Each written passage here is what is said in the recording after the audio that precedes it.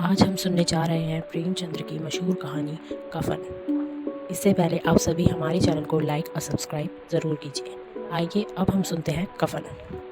झोपड़े के द्वार पर बाप और बेटा दोनों एक बुझे हुए अलाव के सामने चुपचाप बैठे हुए हैं और अंदर बेटे की जवान बीबी बुधिया प्रसव वेदना में पछाड़ खा रही थी। रह रहकर उसके मुंह से ऐसी दिल हिला देने वाली आवाज़ निकलती थी कि दोनों कलेजा थाम लेते थे।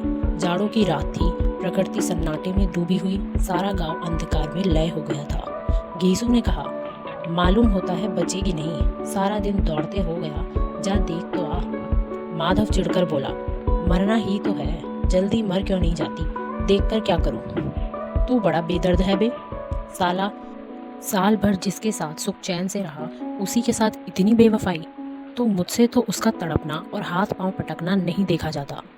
चमारों का कुनबा था और सारे गांव में बदनाम। घीसू एक दिन काम करता तो 3 दिन आराम करता। माधव इतना कामचोर था कि आधा घंटे काम करता तो घंटे भर चिलम पीता, इसलिए उन्हें कहीं मजदूरी नहीं मिलती थी। घर में मुट्ठी भर भी अनाज मौजूद हो तो उनके लिए काम करने की कसम थी। जब 2-4 फाके हो जाते तो घीसू पेड़ पर चढ़कर लकड़ियां तोड़ लाता और माधव बाजार से बेच लाता, और जब तक वह पैसे रहते दोनों इधर उधर मारे मारे फिरते। गांव में काम की कमी न थी, किसानों का गांव था, मेहनती आदमी के लिए 50 काम थे, मगर इन दोनों को उसी वक्त बुलाते जब 2 आदमियों में से एक का काम पाकर भी संतोष कर लेने के सिवा और कोई चारा न होता। अगर दोनों साधु होते तो उन्हें संतोष और धैर्य के लिए संयम और नियम की बिल्कुल जरूरत न होती। यह तो उनकी प्रकृति थी। विचित्र जीवन था इनका। घर में मिट्टी के 2-4 बर्तन के सिवा कोई संपत्ति नहीं। फटे चीथड़े से अपनी नग्नता को ढांके हुए जिए जाते थे।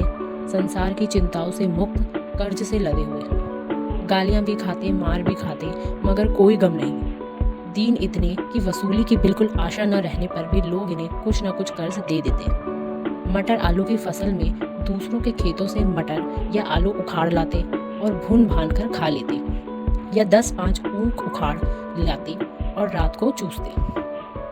घीसू ने इसी आकाश वृत्ति से 60 साल की उम्र काट दी और माधव भी सपूत बेटे की तरह बाप ही के पद चिन्हों पर चल रहा था, बल्कि उसका नाम और भी उजागर कर रहा था।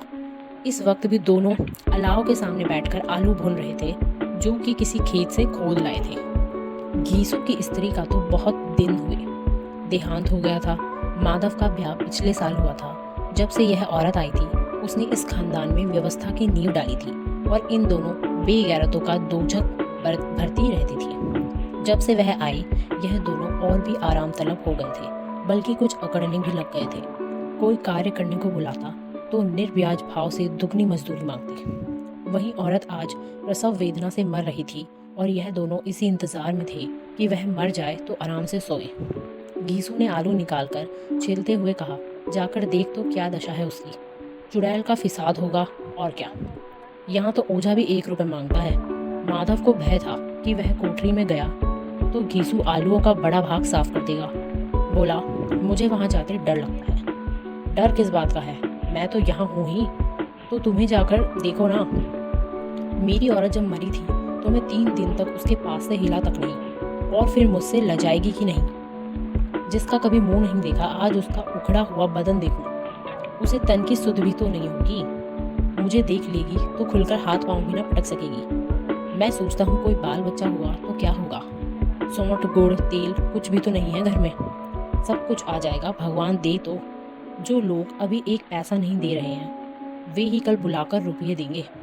मेरे 9 लड़के हुए, घर में कभी कुछ न था, मगर भगवान ने किसी न किसी तरह बेड़ा पार लगा ही दिया। जिस समाज में रात दिन मेहनत करने वालों की हालत उनकी हालत से कुछ बहुत अच्छी न थी, और किसानों के मुकाबले में वे लोग जो किसानों की दुर्बलताओं से लाभ उठाना जानते थे कहीं ज़्यादा संपन्न थे, वहाँ इस तरह की मनोवृत्ति का पैदा हो जाना कोई अचरज की बात न थी। हम तो कहेंगे घीसू किसानों से कहीं ज़्यादा विचारवान था, और किसानों के विचार शून्य समूह में शामिल होने के बदले बैठकबाजों की कुत्सित मंडली में जा मिला था। हाँ, उसमें यह शक्ति न थी कि बैठकबाजों के नियम और नीति का पालन करता, इसलिए जहां उसकी मंडली के और लोग गांव के सरगना और मुखिया बने हुए थे उस पर सारा गांव उंगली उठाता था। फिर भी उसे यह तस्कीन तो थी कि अगर वह फटेहाल है तो कम से कम उसे किसानों की सी जी तोड़ मेहनत तो नहीं करनी पड़ती, और उसकी सरलता और निर्भीकता से दूसरे लोग बेजा फ़ायदा तो नहीं उठाते। दोनों आलू निकाल निकाल कर जलते जलते खाने लगे। कल से कुछ नहीं खाया था, इतना सब्र न था कि ठंडा हो जाने दे। कई बार दोनों की ज़बानें जल गई। छिल जाने पर आलू का भारी हिस्सा ज़बान, हलक और तालू को जला देता था, और उस अंगारे को मुंह में रखने से ज़्यादा खैरियत इसी में थी कि वह अंदर पहुंच जाए। वहाँ उसे ठंडा करने के लिए काफ़ी सामान था, इसलिए दोनों जल्द जल्द निकल जाते। हालांकि इस कोशिश में उनकी आंखों से आंसू निकल आते। गीसू को उस वक्त ठाकुर की बारात याद आई जिसमें 20 साल पहले वह गया था। उस दावत में उसे जो तृप्ति मिली थी वह उसके जीवन में एक याद रखने लायक बात थी, और आज भी उसकी याद ताज़ा थी। बोला, वह भोज नहीं भूलता। तब से फिर उस तरह का खाना और भरपेट नहीं मिला। लड़की वालों ने सबको भरपेट पूड़ियाँ खिलाई थी। सबको, छोटे बड़े सब ने पूड़ियाँ खाई, और असली घी की। चटनी, रायता, 3 तरह के सूखे साग, एक रसेदार तरकारी, दही, चटनी, मिठाई। अब क्या बताऊं कि उस भोज में क्या स्वाद मिला। कोई रोक टोक नहीं थी, जो चीज़ चाहे मांगो, जितना चाहे खाओ। लोगों ने ऐसा खाया कि किसी से पानी न पिया गया। मगर परोसने वाले हैं कि पत्तल में गरम गरम गोल गोल सुवासित कचौड़ियाँ डाल देते हैं। मना करते हैं कि नहीं चाहिए, पत्तल पर हाथ रोके हुए हैं, मगर वह है कि दिए जाते हैं।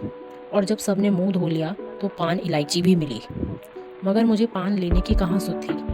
खड़ा हुआ न जाता था, चटपट जाकर अपने कंबल पर लेट गया। ऐसा दिल दरियाफ्त था वह ठाकुर।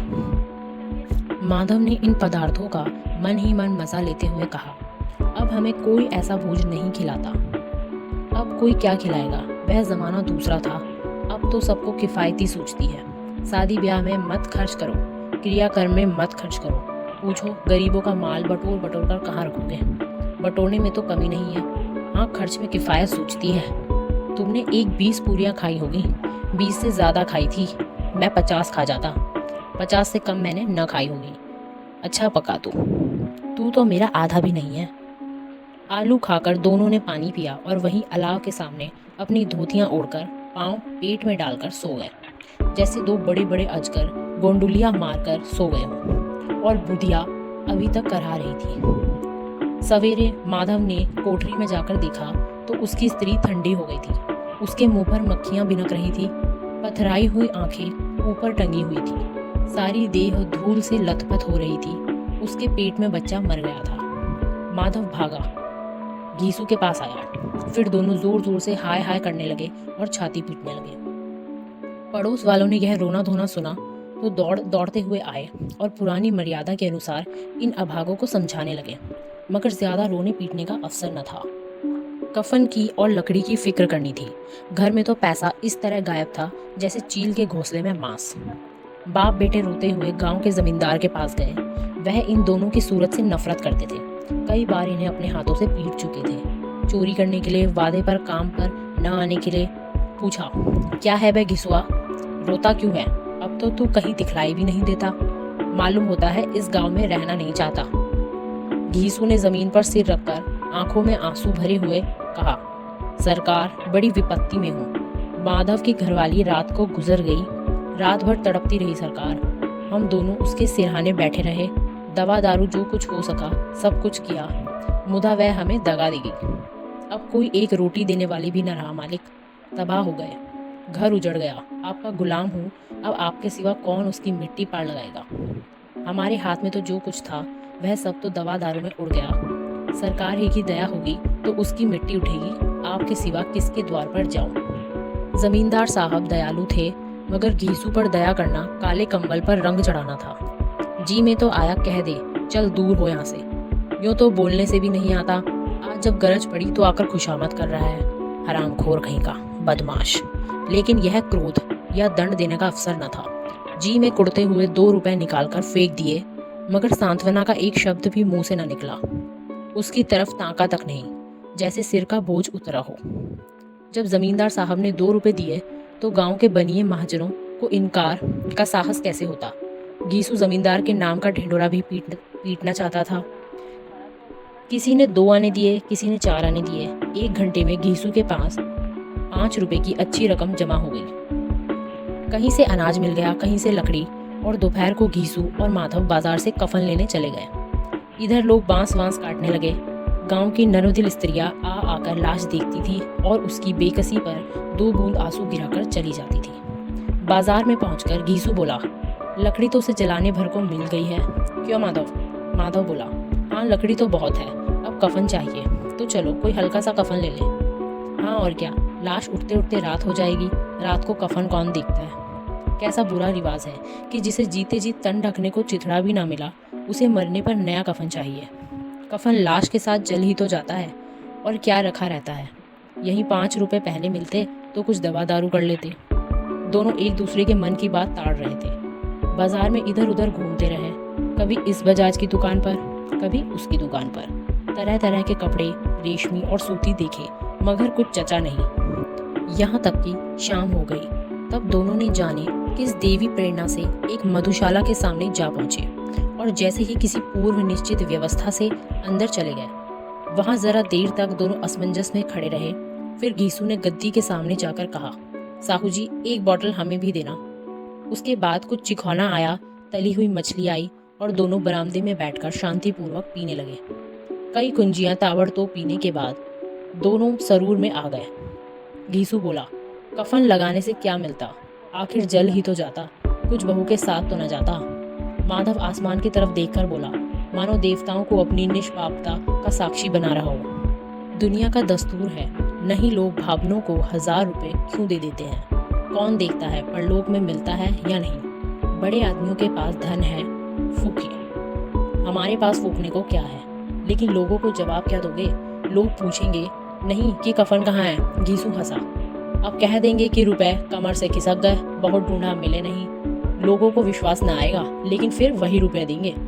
माधव भी हंसा इस अनपेक्षित सौभाग्य पर। बोला, बड़ी अच्छी थी बेचारी, मरी तो खूब खिला पिलाकर। आधी बोतल से ज्यादा उड़ गई। घीसू ने 2 सेर पुड़िया मंगाई, चटनी, अचार, कलेजियां। शराब खाने के सामने ही दुकान थी। माधव लपककर 2 पत्तलों में सारे सामान ले आया। पूरा 1.5 रुपए खर्च हो गया, सिर्फ थोड़े से पैसे बच रहे। दोनों इस वक्त इस शान में बैठे पूड़ियाँ खा रहे थे जैसे जंगल में कोई शेर अपना शिकार उड़ा रहा हो। न जवाबदेही का खौफ था, न बदनामी की फिक्र। इन सब भावनाओं को उन्होंने बहुत पहले ही जीत लिया था। घीसू दार्शनिक भाव से बोला, हमारी आत्मा प्रसन्न हो रही है तो क्या उसे पुण्य न होगा? माधव ने श्रद्धा से सिर झुकाकर तस्दीक की, जरूर से जरूर होगा। भगवान तुम्हें अंतर्यामी हो, उसे बैकुंठ ले जाना। हम दोनों हृदय से आशीर्वाद दे रहे हैं। आज जो भोजन मिला वह कभी उम्र भर न मिला था। एक क्षण के बाद माधव के मन में एक शंका जागी। बोला, क्यों दादा, हम लोग भी एक न एक दिन वहां जाएंगे ही। घीसू ने इस भोले भाले सवाल का कुछ उत्तर न दिया। वह परलोक की बातें सोचकर इस आनंद में बाधा न डालना चाहता था। जो वहां हम लोगों से पूछे कि तुमने हमें कफन क्यों नहीं दिया तो क्या कहोगे? कहेंगे तुम्हारा सिर। पूछेगी तो जरूर, तू कैसे जानता है कि उसे कफन न मिलेगा? तू मुझे ऐसा गधा समझता है? 60 साल क्या दुनिया में घास खोदता रहा हूँ? उसको कफन मिलेगा और बहुत अच्छा मिलेगा। माधव को विश्वास न आया। बोला, कौन देगा? रुपये तो तुमने चट कर दिए। वह तो मुझसे पूछेगी, उसकी मांग में तो सिंदूर मैंने डाला था। कौन देगा? बताते क्यों नहीं? वही लोग देंगे जिन्होंने अब की दिया। हाँ, अब की रुपये हमारे हाथ ना आएंगे। ज्यों ज्यों अंधेरा बढ़ता था और सितारों की चमक तेज होती थी, मधुशाला की रौनक भी बढ़ती जाती थी। कोई गाता था, कोई डींग मारता था, कोई अपनी संगी के गले लिपटा जाता था, कोई अपने दोस्त के मुंह में कुल्हड़ लगाए देता था। वहाँ के वातावरण में सुरूर था और हवा में नशा।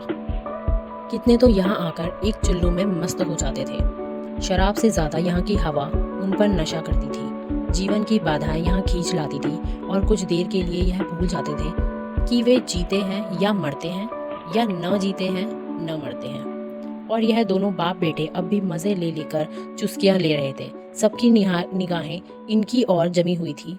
दोनों कितने भाग्य के बली हैं। पूरी बोतल बीच में है। भरपेट खाकर माधव ने बची हुई पूड़ियों का पत्तल उठाकर एक भिखारी को दे दिया, जो खड़ा इनकी ओर भूखी आंखों से देख रहा था और देने के गौरव, आनंद और उल्लास का अपने जीवन में पहली बार अनुभव किया। घीसू ने कहा, ले जा, खूब खा और आशीर्वाद दे।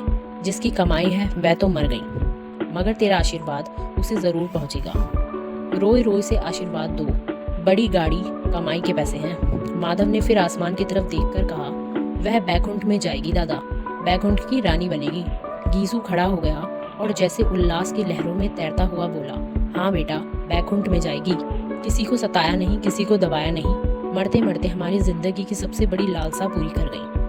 वह ना बैकुंठ जाएगी तो क्या ये मोटे मोटे लोग जाएंगे जो गरीबों को दोनों हाथ से लूटते हैं और अपने पापों को धोने के लिए गंगा में नहाते हैं और मंदिरों में जल चढ़ाते हैं। श्रद्धालुता का यह रंग तुरंत ही बदल गया। अस्थिरता नशे की खासियत है। दुख और निराशा का दौर हुआ। माधव बोला, मगर दादा, बेचारी ने जिंदगी में बड़ा दुख भोगा, कितना दुख झेलकर मरी। वह आंखों पर हाथ रखकर रोने लगे, चीखें मार मार कर। घीसू ने समझाया, क्यों रोता है बेटा, खुश हो कि वह माया जाल से मुक्त हो गई, जंजाल से छूट गई। बड़ी भाग्यवान थी जो इतनी जल्दी माया मोह के बंधन तोड़ दिए। और दोनों खड़े होकर गाने लगे, ठगिनी क्यों नैना झमकावे ठगिनी।